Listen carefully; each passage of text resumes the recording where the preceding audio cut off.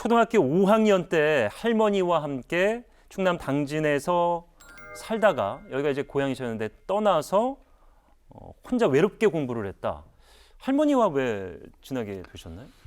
그 당시만 해도 예. 저희 고향이 상당히 좀 낙후된 곳이었습니다. 당진이요? 예, 그 당시만 해도. 네. 예, 제가 70년에 서울로 왔는데, 그래서 저희 부모님께서 여기 있다가는 이거 대학도 못 가지 않을까, 뭐 이런 걱정이 되셔서 네. 우리 아들을 대학을, 제가 큰 아들인데 대학을 보내야 되겠다, 그런 욕심으로 할머니와 함께 서울로 가서 학교를 다니도록 해라. 네. 그래서 올라오게 됐습니다. 아니 할머니는 무슨 죄? 그렇죠. 네, 맞습니다. 근데 네. 우리 할머니가 상당히 그 가족들에 대한 어떤 애착, 애정이 대단하셨어요. 저희 할머니는 구남매를 키우신 할머니시거든요. 그렇게 많은 자제분들을 다 장성시키고 또 이제 연세가 드셔서는 또 저까지 또 그 다음에 이제 몇 년 후에 제 여동생, 남동생까지 올라와서 네. 그렇게 우리를 뒷바라지를 해주셨죠. 네. 아니 이 부분에서 제가 갑자기 궁금해지는 게 저희가 이제 정신 건강에 대한 얘기를 하다 보니까 어쩔 수 없이 문화와 사고 이런 거에 이제 밀접한 관계가 있는데 지금 말씀하신 그 할머니는 친할머니를 말씀하시는 친할머니시죠. 오. 네. 보통은 우리나라의 문화상 그 외할머니가 더 헌신적이고 가깝게 지낸다 뭐 이런 뿌리 깊은 편견이 있잖아요. 그거랑 좀 다른 집안이에요. 불행히도 예. 저희는 좀 이렇게 친가 중심이었고 또 저는 문화 얘기하셨는데 예. 충청남도 출신이고 네. 이런 쪽에서는 되게 친가와 굉장히 가깝지. 지역에는 또 그런 특성이 그러면 있었군요. 보수적이기 때문에 예. 우리가 외가와 가까운 것 자체를 저희 아버님은 별로 좋아하지 않으셨어요. 오. 저는 사실은 외삼촌, 이모 이분들이 굉장히 좋은데도 불구하고 그러니까 아이들은 저도 생각해 보면은 이모 쪽, 삼촌 쪽이 더 친근하게 느껴졌는데 그렇죠. 예인 씨는 어떠셨어요? 저도 그래요. 네. 그런데 다행히 외가랑도 친하죠. 제가 서울에 온 곳은 서울에서 산 곳은 우리 이모들이 많이 살고 있는 곳이었습니다. 역시나. 그래서 네. 이모들이 많이 제가 어렸을 적에 많이 도와주시고 예뻐해 주시고 그러셨죠. 근데 사실 그 할머니께서 굉장히 뿌듯하셨을 것 같아요. 공부도 잘하셨고 의대에 진학을 하게 되셨는데 원래도 꿈이 그럼 의사셨던 거예요? 사실 저는 조금 문과적인 성향을 많이 가지고 있었습니다. 그래서 사실 대학에 들어가서도 그 문학 동인도 하고 네. 그런 쪽에 많이 했는데 그 좀 보수적인 집안에 자라서 저희 아버지께서 한의사셨는데 예. 그 당시만 해도 우리 지방이 좀 낙후되고 그러다 보니까 어떤 그 전문가가 돼야 되겠다. 뭐 의사라든지 한의사라든지 어떤 전문적인 직업을 가져야지. 그래야지 그것이 앞으로 사는 데 큰 도움이 된다. 그러셔서 아주 어려서부터 의대를 가야 된다는 게 그 교육이셔서 저는 제가 사실은 선택하지 못했고 마지막에 한 고등학교 때 제가 약간 반항을 했어요. 아버지 저는 문과 쪽인 것 같습니다. 보통 그때 고등학교 2학년, 3학년 때 이제 대학 진학을 눈앞에 두면 그렇죠. 좀 반발심이 생기거든요. 그렇죠. 그래서 저는 문과 쪽이어서 그때 이과였는데도 불구하고 네. 제가 그럼 차라리 문과로 가서 한번 아버님이 전문가가 참 중요하다고 하니까 예. 법대를 한번 지원해 보겠습니다. 법대. 난 그러면은 아버님이 허락을 하실 줄 알았어요. 그랬더니 저희 아버지께서 그것도 안 된다. 그 왜 안 됩니까? 그랬더니 그게 얼마나 어떤 사법 시험이 되기도 어렵고 된 다음에도 그 다음에 얼마나 치열한데 그거 감당하기 어렵다. 조용히 의대를 가라 그래서 제가 사실 고3 때 상당히 방황을 하면서 이거를 정말 따라야 되는가 그랬지만 정말 보수적인 집안에 자란 그런 아들이라서 큰 아들로서 그 아버님의 뜻에 따라서 대학을 가게 됐어요. 아니 요게 이제 방송에 나가거나 유튜브에 올라가면은 조금 반발이 있을 법한 저희가 좀 받아들이기 힘든 그런 격세지감에 그렇죠. 예. 사법고시를 패스하기 힘드니까 의대를 가서 의사가 되라. 이게 좀 옛날 얘기죠. 이것만 해도 벌써 60년, 70년대 이야기니까. 네. 아니 그러면 지금 만약에 선택권이 주어진다면은 뭘 하고 싶으셨을 것 같아요? 저는 어렸을 적의 꿈이 앵커맨이 한번 돼보고 싶다. 앵커. 아나운서 그 당시만 해도. 아나운서. 네. 그 중에서도 제가 가장 하고 싶었던 것은 스포츠 중계 아나운서였습니다. 이야. 제가 야구를 좋아했거든요. 저랑 네. 굉장히 비슷하시네요. 그러세요? 제가 이 OBS에 들어온 것도 야구 중계 때문에 입사를 했거든요. 그러셨구나. 근데 야구 중계는 아직 한 번도 못했어요. 그러세요? 맨날 뉴스만 하고 있어요. 네.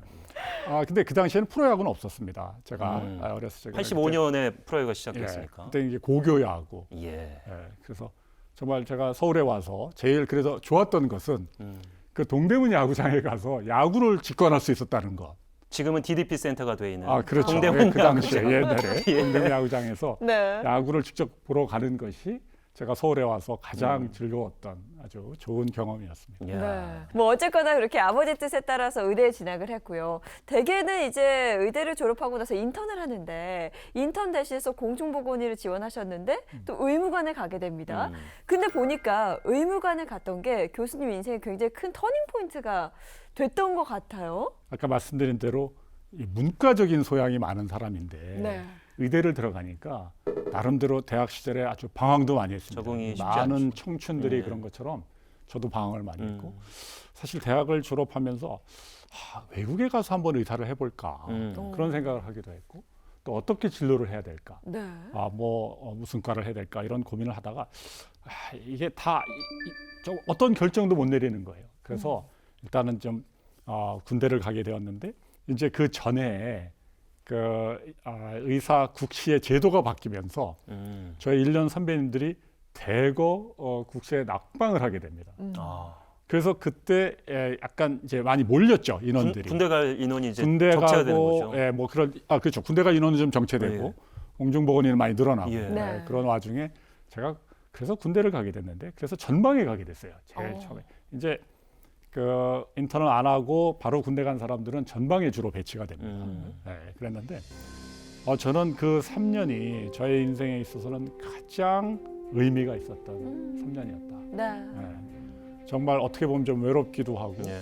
또 생각지도 못했던 길이었고 그랬는데 그 3년이 없었으면 저의 그 다음의 인생이 어땠을까 뭐 이런 생각도 많이 해보곤 합니다. 네. 근데 더 의미가 있었던 게 그 선임 의무관의 조언 덕분에 정신건강의학을 또 선택하게 되셨다. 이런 비하인드 스토리가 있던데요. 예.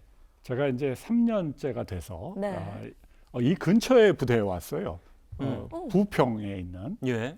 부대에 근무를 하게 됐어요. 이제 2년은 그 전방에서 근무를 하고 전방에 2년씩이나 있었으니까 조금 후방으로 배치가 되었는데 그래도 1년이나 남은 거예요. 당신은 36개월 꽉 채워서 하던 그렇죠. 시절이니까. 아니요. 군의관은 늘 36개월을 다 합니다. 그러니까 훈련을 3개월 한 다음부터 임관에서 36개월을 해요. 아이고. 지금도 그렇게 합니다.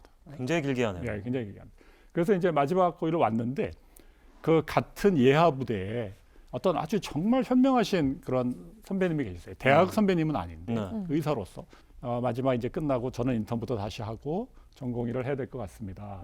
그런 얘기를 했더니 그분이 저한테 당신은 아무래도 문과 체질이니까 그 중에서 의학계에서는 정신건강의학과가 가장 어울릴 것 같소. 숨길 수가 없군요. 네, 그걸 좀 해보는 게 좋겠어요. 예. 그래 그 이야기를 듣고 이제 결심을 하게 됐죠. 이전에 저희 어릴 때는 이시영 박사라고 방송에서 굉장히 인기 있었던 관련 분야 전문가가 계신데 이분과 인연은 그러면 어떻게? 그래서 이제 그분이 계신 그 당시에 고려병원, 지금 강북 삼성병원이 됐습니다. 예, 거기에 가서 인턴을 시작을 했고 예. 이제 가서 찾아가서 뵙고 제가 좀 정신건강의학과를 좀 하고 싶습니다. 이렇게 말씀을 드렸더니 다행히도 저를 좀 예쁘게 봐주셔서 흔쾌히 한번 해보게 그러셔가지고 제가 그 길을 걷게 되었습니다. 당시 의과라고 하면은 좀 외과의가 좀 유망하던 시절이었나요? 그 당시에는 뭐 외과, 내과, 산부인과 이런 과들이 네. 근데 정신건강으로 간다고 했을 때 그게 뭐 탐탁지 않아 하셨을 것 같아요. 그러셨죠. 저희 아버님이 한의사셨고 예. 또 뭐 여러 그러니까 일반 환자들을 보시는 분인데 저한테 하신 이야기가 첫째 이 정신건강의학과는 그 잘 낫지 않는다. 완치라는 거를 할 수 없는 힘든 일이다. 그렇죠. 그 당시에 그러니까 80년대인데 네. 그러면서 하신 말씀이 의사의 어떤 보람과 기쁨은 환자가 나을 적에 환자가 좀 호전되는 걸 볼 적에 거기서 보람과 기쁨이 있는 건데 네. 정신과 환자들은 잘 낫지 않는데 너가 그 보람이 잘 없어서 보람을 못 느끼는 것은 힘들지 않겠느냐라는 이야기를 하셨어요. 그런데 그때만 해도 제가 좀 젊어서 네. 아버지 그렇다면 제가 꼭 정신건강의학과를 해야 될 것 같습니다. 도전 의식이 생겨서. 그러면 제가 한번 이걸 좀 바꿔보고 예. 네. 그만큼 더 할 연구도 하고 할 분야가 많다는 걸로 들립니다. 네. 그래서 한번 도전하겠습니다라고 말씀드렸죠.